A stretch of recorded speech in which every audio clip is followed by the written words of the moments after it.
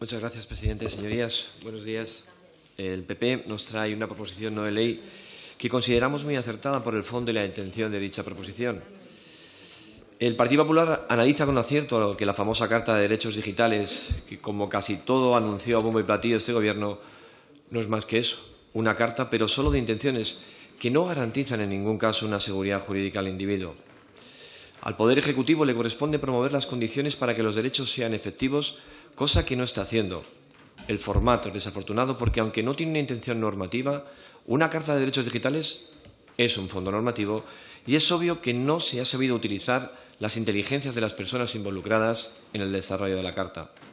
Esta Carta de Derechos Digitales es otro brindis al sol de este Gobierno, ya que las cartas no cambian prácticas, se sitúan en el ámbito de las declaraciones de intenciones y sale gratis ignorarlas porque no hay consecuencias. Lo que hemos visto en tecnología es que cuando no hay consecuencias, todo el mundo se pone de perfil. Ni siquiera las leyes funcionan. Pensar que una declaración de intenciones lo hará huele a cartucho quemado. De hecho, la Carta dice continuamente se reconoce el derecho a, pero es un documento que no serviría ante un juez. De hecho, si lo pensamos, no queda claro cómo esta Carta se puede traducir en un marco regulatorio que tenga un encaje legal, ya que son derechos reconocidos en el mundo offline. Lo que necesitamos no son cartas, sino herramientas legales efectivas de defensa de derechos fundamentales ante realidades que vemos a diario, como algoritmos racistas y tecnología diseñada para generar adicción. Algunos países que son más pioneros avanzan en prácticas y no en principios.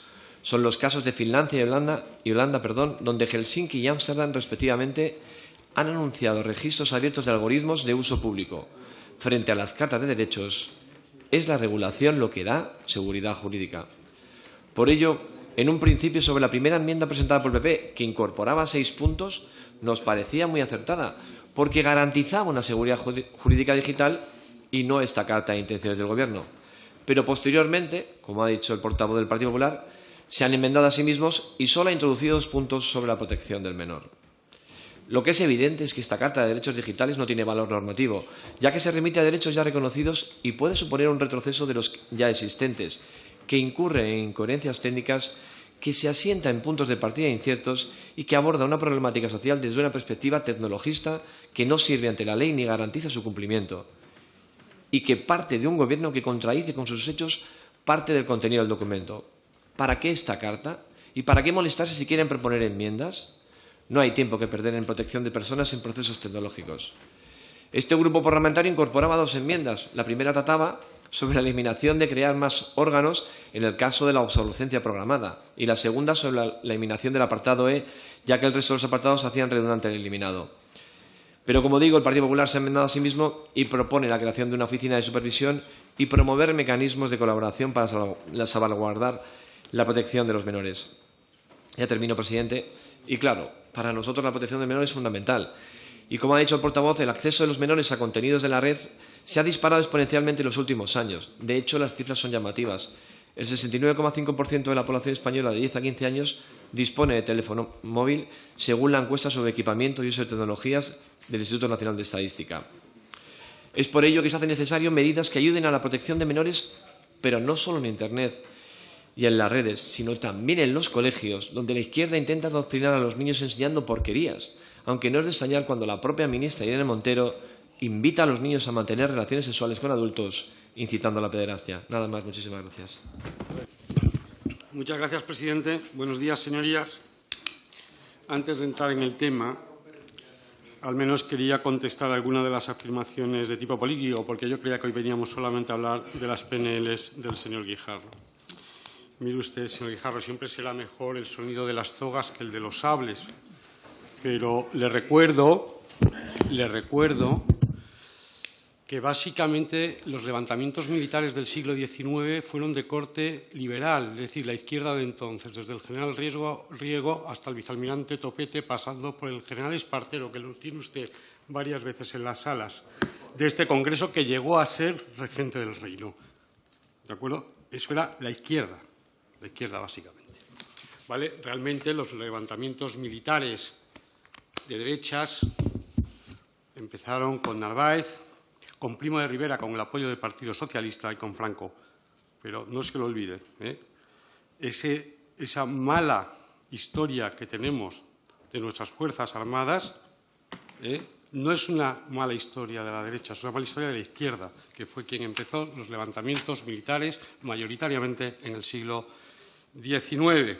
Y luego le recuerdo algunas cosas. El señor conde Pumpido fue el que dijo que estaba dispuesto a mancharse la toga con el polvo del camino, que es el actual, dicen, líder de una mal llamada grupo progresista en el Tribunal Constitucional. No sé por qué hay que calificar a los magistrados del Constitucional. Y mire usted, no podemos darlo todo ni al margen de las leyes en este Congreso. Primero, creo que lo va a entender. Por ejemplo, no podríamos retirar la nacionalidad a los canosos, ¿no? Usted comprendería que eso no sería, usted comprendería esa votación, no tiene ningún sentido, no puede, va contra la Constitución, por ejemplo. Ni lo podemos decidir reunidos en un parque, por ejemplo, porque no somos una asamblea de facultad. Por lo tanto, tenemos que votar dentro de la Constitución de acuerdo con los procedimientos. Dicho esto, y perdóneme la extensión, señor presidente, presenta hoy el Partido Popular una PNL para el desarrollo rural y la implantación de los pueblos inteligentes en España. Claro, uno dice, ¿quién está en contra de esto? Claro, como yo creo que casi es lo que se preguntaba la señora Muñoz de Ciudadanos. ¿Quién está en contra del desarrollo rural? Nosotros no. ¿Y de la digitalización como medio? Tampoco. Pero miren ustedes, esta PNL, lo siento, señores del Partido Popular, es puramente buenismo, empezando por las fuentes en las que ustedes se basan, la definición de Smart Village que hacen en la exposición de motivos, ¿vale? O otro tipo de fuentes ya más ideológicas como el New Green Deal, los objetivos de desarrollo y los objetivos de desarrollo sostenible. En cualquier caso, el contenido de su proposición no de ley es eso, puro buenismo, falta absoluta de concreción y, lógicamente, no estamos en contra de ello, pero sí queremos exigir a los demás y nos lo exigiremos a nosotros que las PNLs empiecen a ser cosas concretas, no brindis al sol. Muchas gracias. Portavoz del Grupo Socialista, pero no especialmente para las mujeres, porque es que, claro, el tema de la perspectiva de género no es más que una invención suya que ataca la verdadera igualdad, y es que ustedes incluyen la perspectiva de género en vez de la perspectiva para la prosperidad. ¿Acaso existe algún impedimento para que las mujeres seamos lo que queramos hoy en día en España? No estamos en Arabia Saudí. Que seamos lo que queramos por razón de nuestro sexo, como parece que afirman ustedes. Mire, las mujeres y los hombres, gracias a nuestra Constitución, somos iguales ante la ley y venimos disfrutando desde hace mucho tiempo de una igualdad de oportunidades en materia educativa. Y las mujeres hemos cursado libremente las carreras que hemos querido y así lo siguen haciendo. Y en base a esta libre elección, las mujeres suelen preferir unas carreras frente a otras. Y a mí me gustaría preguntarle a las señoras diputadas de la izquierda, y esto no es un dato protegido porque está en su ficha, de las que están aquí en la Comisión de Asuntos Económicos, ¿cuántas de ustedes han estudiado carreras tecnológicas? Creo que una, las demás, ninguna. ¿Y por qué lo han hecho? ¿Estaban ustedes oprimidas? ¿Por qué están en esta comisión y están ustedes todas en las de ciencia?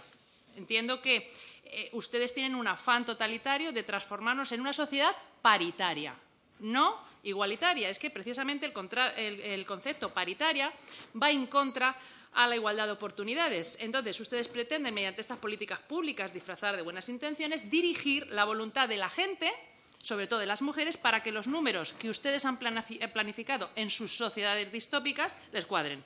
¿Por qué las mujeres tenemos que ser el 50% de todo? ¿Por qué no aspiramos a ser el 80%, el 70% o lo que corresponda?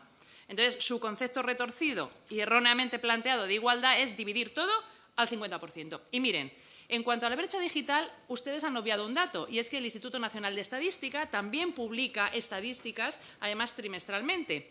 Y en el año 2022 dice que la brecha digital de acceso y del uso de Internet precisamente está en favor de las mujeres, que utilizan más Internet que los hombres. En función de la edad, igual. Mire, el porcentaje de personas de 16 a 74 años que ha utilizado Internet en España, además, el 94% más alto que en la Unión Europea. La disponibilidad, por ejemplo, de teléfono móvil en 2021 en las niñas supera 6,7 puntos al de los niños.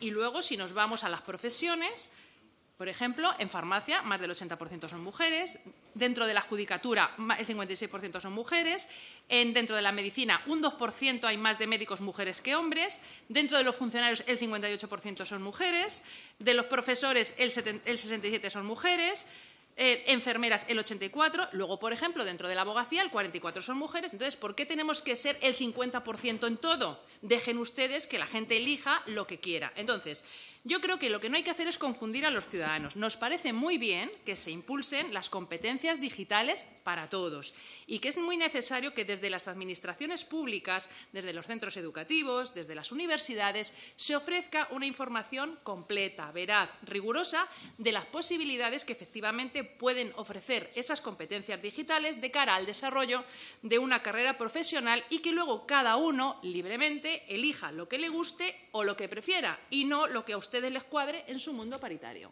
Gracias. Yo de Portugal. Bien, señor presidente. En primer lugar, espero que esta sea la última comisión antes de las Navidades y, por lo tanto, les quiero desear a todos ustedes una feliz Navidad y Dios mediante un próspero año.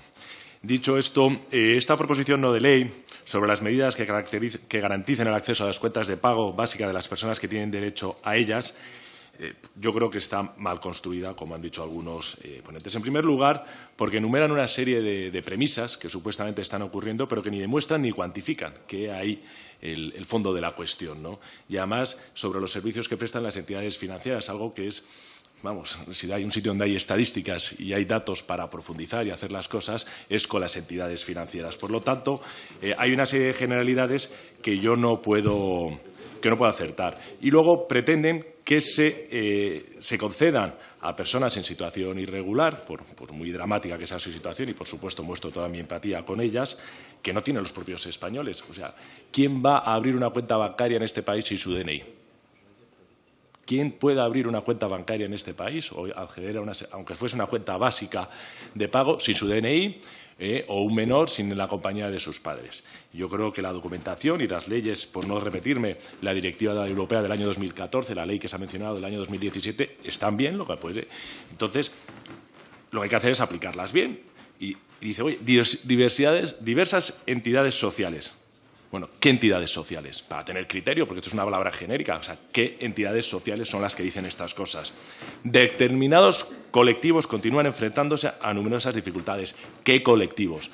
Yo creo que no hay rigor. Y luego ya, bueno, cuando destacan ustedes quiénes son las personas, los problemas que tienen, dicen, no se aceptan documentos identificativos de la entidad de las personas, a pesar de tener plena validez.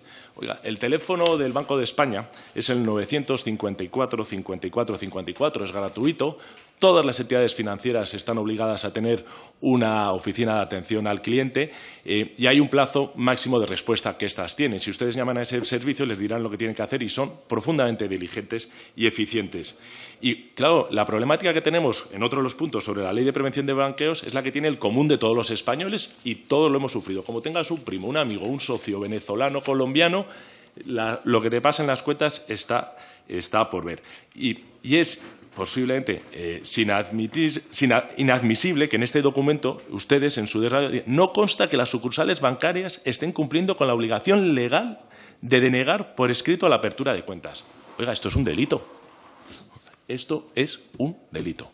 Si hay una obligación legal y las entidades bancarias no lo están cumpliendo, pues yo le diría a todas estas organizaciones que ustedes no mencionan y a todos estos colectivos que ustedes tampoco detallan, que presenten la queja oportuna. Y así con el resto, y mucho menos, no me gusta nada, por terminar, señalar que los dos grupos del Gobierno, que son los que apoyan esta iniciativa, que gobiernan España, podrían pedirle al Ministerio de Economía que interese al Banco de España sobre este asunto en vez de venir aquí con esta propuesta.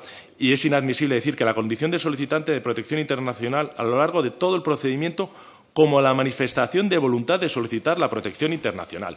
Oiga, ¿cómo se va a abrir una cuenta diciendo que yo tengo la voluntad de pedir o de solicitar nada? Yo me parece que es poco serio, como lo es la propuesta que nos han traído estos dos grupos y, por lo tanto, no podemos apoyarla. Muchísimas gracias.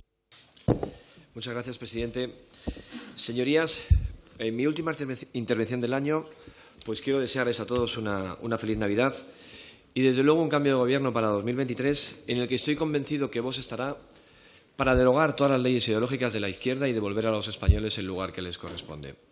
El Partido Socialista nos presenta una proposición no de ley sobre la gobernanza de la inteligencia artificial. Es cierto que nos encontramos en un proceso de transformación de nuestra sociedad mediante una aceleración tecnológica que solo puede ser comparado con otros hitos anteriores, como fue la revolución industrial. Por ello, como ejemplo de la magnitud de esta transformación, tenemos que tener en cuenta que por primera vez en la historia de nuestra especie habitamos en un contexto en el que decisiones críticas que afectan a la vida de los individuos son tomadas de forma parcial o, en algunos casos, en su totalidad, por entes no humanos, es decir, por simulaciones de inteligencia. Efectivamente, decisiones trascendentes para la vida de una persona, como su admisión a una universidad, la concesión de un crédito o una hipoteca, son hoy en día un gran número de decisiones que se toman por determinados países a través de algoritmos de aprendizaje automático, inteligencias artificiales, que además tienen la capacidad no solo de afectar a individuos aislados, sino también a comunidades enteras. Es decir, que nos encontramos ante un proceso de deshumanización que viene determinado por la cesión de determinadas decisiones a seres sintéticos sin humanidad en nombre de una automatización y estandarización de procesos. Es evidente que vivimos rodeados de nuevos sets tecnológicos que incorporan la inteligencia artificial, desde Siri en Cortana, pasando por Alexa o Google Duplex. Nos hemos acostumbrado a compartir nuestra realidad con simulaciones de inteligencia. Y lo que es todavía más importante y dramático, nos han acostumbrado a regalarles nuestros datos, en un ejercicio de exhibicionismo tecnológico con consecuencias que pueden resultar dramáticas para la protección de las libertades civiles y los derechos humanos. Una de las principales razones que han alimentado la cesión de la privacidad, la individualidad y la capacidad decisoria que estamos viviendo, el final de la cual resulta extremadamente complejo de ver, son las metanarrativas que han acompañado a la nueva revolución tecnológica, basadas en que para los grandes problemas que amenazan nuestras sociedades, como por ejemplo son el cambio climático, eso es un mantra que siempre utiliza la izquierda, como el cambio climático, el tratamiento y cuidado de las enfermedades, la crisis por falta de agua, el control de fronteras como seguridad nacional, entre otras, la aplicación de la inteligencia artificial son la solución. Pero, señorías, estamos olvidando que uno de los múltiples riesgos de estas aplicaciones inteligentes es que tienen el poder no solo de darle forma a la realidad, sino incluso de alterar nuestra percepción sobre la misma. Los algoritmos de personalización, como los PageRank, son una muestra, ya que se basan en la falsa promesa de escogernos de la red y priorizar los documentos que considera que nos tienen que interesar, es decir, que de alguna manera nos dirigen. En el mundo digital, si alguna cosa es gratis, es simplemente porque el que está en venta eres tú. Sobre todo si tenemos en cuenta que, por ejemplo, el comercio del petróleo ha quedado superado por el de los datos, ya que estas son la materia prima más valorada del planeta. Señorías, la única garantía de progreso y sostenibilidad de los derechos de los ciudadanos ante la inteligencia artificial en sistemas autónomos es la regulación. Por eso creemos acertada la proposición que presenta el Partido Socialista, pero que en su esencia lo que hace, como siempre, es teñirla de tintes ideológicos y por eso no la apoyaremos. Muchísimas gracias. Gracias, señor presidente. Comenzar también deseando a todos feliz Navidad. Bueno, señorías, el Grupo Parlamentario Republicano nos presenta una PNL para instar al Gobierno a que las comunidades autónomas gestionen los PERTEs, en este caso, del vehículo eléctrico. Como bien sabrán sus señorías, el Gobierno lanzó en julio de 2021 a bombo y platillo el PERTE de vehículo eléctrico y conectado, que preveía movilizar 24.000 millones de euros en 3 años, a los que el sector público aportaría más de 4.300 millones de euros y la inversión privada se estimaba en 19.700 millones de euros. Además, generaría la creación de 140.000 puestos de trabajo. Hubo que esperar a marzo del año 2022 para la primera convocatoria por un valor de 2.975 millones de euros. Esta convocatoria flexibilizaba la condición de que el 30% de las ayudas de cada iniciativa ligadas al PERTE del vehículo eléctrico tiene que recaer en las pymes. De hecho, según la nueva redacción, se podía computar también la ayuda equivalente al presupuesto contratado y subcontratado por las grandes empresas con dichas pymes. Pero es que de los 2.975 millones de euros, únicamente se han movilizado 877,2 millones de euros, con los que contaba esta convocatoria. Además, Cataluña y País Vasco se han llevado el 84% de los 877,2 millones de euros repartidos de esta convocatoria. Curiosamente, Cataluña se ha llevado el 57,6% de los fondos repartidos, lo que hace extrañar la presente PNL del Grupo Republicano, porque hasta la fecha del dinero repartido han sido los grandes beneficiados. El Gobierno ha puesto el foco en el PERTE de automoción para apoyar al vehículo eléctrico, rompiendo la neutralidad tecnológica que todo Gobierno debería tener. Los datos del mercado no mienten. Durante el 2022, las ventas de turismos electrificados acumulan 70.278 unidades, lejos de las 120.000 marcadas para este año según el Plan Nacional Integrado de Energía y Clima, y así poder alcanzar los objetivos de reducción de emisiones de dicho plan. Los fondos del Plan de Recuperación, Transformación y Resiliencia deberían servir para llevar a cabo inversiones en el sector público y en el privado, para la mejora de la productividad de la economía, y no se están transformando en una palanca para el crecimiento económico, y además su impacto ha sido prácticamente nulo en 2021 y escaso en el 2022, según la IREF y el Banco de España. No han servido de palanca para las pymes, ya que el Gobierno les está exigiendo unos avales para la concesión de las ayudas a las que las pymes no pueden hacer frente. Es excesivo pedir tanto a la Administración General del Estado cuando las comunidades autónomas han recibido de ella el 65% de los fondos desembolsados. En total, se les ha dado 11.578 millones de euros que no sabe dónde han ido. La realidad es que las comunidades no están dando ninguna información sobre la gestión, canalización y ejecución. De hecho, son bastante más opacas que el propio Gobierno. Por ello, no apoyaremos esta proposición del Grupo Republicano, que siempre barre para casa y que lo que pretende una vez más es beneficiarse de su posición de bisagra del Gobierno en detrimento del resto de las comunidades autónomas. Muchas gracias. Muchas gracias, presidente. Bueno, nosotros ya nos hemos manifestado en alguna otra ocasión a favor del cashback por las mismas razones o parecidas, o al menos que las compartimos, que nos explica hoy la señora Muñoz, sobre todo para las áreas que se han quedado desbancarizadas en el interior de España. En este sentido, vamos a apoyar tanto la propuesta de la señora Muñoz como la mejora técnica que ha propuesto el Partido Socialista. ¿De acuerdo? Nos parece que es una buena mejora y, por lo tanto, las vamos a apoyar porque creemos que el cashback hay que facilitarlo. En cualquier caso, quería también hacerles ver el sentido de nuestra enmienda. Tenemos una limitación a los pagos en efectivo de 1.000 euros que al Banco Central Europeo le parece excesivo. Al Banco Central Europeo le parece excesivo. Y que para las operaciones de cashback en el ámbito rural o de la España despoblada no deja de ser una rémora, tanto en cuanto si usted permite, sacar a veces un poco más de cantidad para evitar los traslados hasta los centros, hasta las tiendas donde se facilitará la entrega de efectivo. 2. Tiene usted que tener en cuenta que quien le está entregando efectivo es un comerciante, entonces se le aplica el límite de los 1.000 euros. 3. Se podría facilitar, además, permitiendo este incremento de los pagos, por lo menos a las tiendas o los establecimientos. Nosotros en su momento propusimos la red de farmacias que entreguen este pago. Se puede, además, facilitar otros pagos a profesionales de la zona, que no suelen ser ellos los que tienen problemas. El problema suelen para hacer sus pagos, porque ellos suelen estar razonablemente digitalizados, sino para recibirlos. Entonces, permitir pagos superiores a 1.000 euros, que se podrían hacer en las propias tiendas, retirando el dinero y entregándolo, creemos que facilitaría mucho la vida. Por eso, de las personas que viven en estos ambientes y que, además, sabemos que en muchos casos, por su elevada edad, no están digitalizadas y no vamos tampoco a conseguir que se digitalicen. Por lo tanto, proponemos esto. Bien, ya por concluir, recordar, me parece muy bien la admiración del señor Guijarro por Torrijos, pero no me haga de la anécdota categoría, porque los levantamientos en muchos casos no fueron contra tiranos. Él considera que el levantamiento de Torrijos contra Fernando VII lo es, y realmente Fernando VII no ha pasado a la historia de España como el mejor de nuestros gobernantes, aunque últimamente le vamos superando. Bien.